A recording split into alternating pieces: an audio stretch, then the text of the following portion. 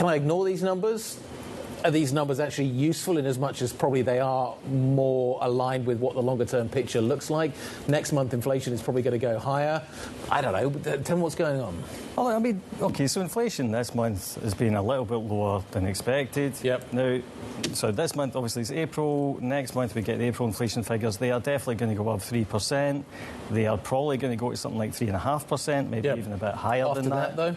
After that, though, you're probably talking about it staying around about the threes for the rest of the year, assuming that, you know, things stay roughly where they are just now.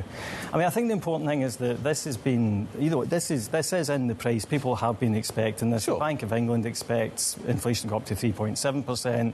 That was according to the last, monetary policy forecast. They've got one in May.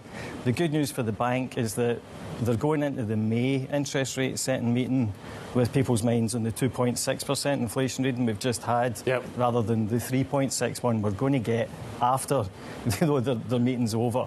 So I think they've got a lot of political leeway at this point to cut rates. To the government would be very happy. Yeah, exactly. But I mean, I think the other thing you have to remember about the bank is I think the bank is cognisant of what things look like because they think about expectations. It's one thing to cut rates to 4.25% when inflation is officially at 2.6. It's a bit trickier whenever inflation's actually officially at 3.7. How can you have a credible mandate of 2%? How can you be credible at 2% when you're cutting rates and it's at 3%? What does that tell me about the reality of a 2% target? Can I give up on that? It's a useful fiction that was pulled out of the hat of the central bank in New Zealand in the 1980s. Yeah, but I mean, I think that the problem with all these things is you can't. We assume too much.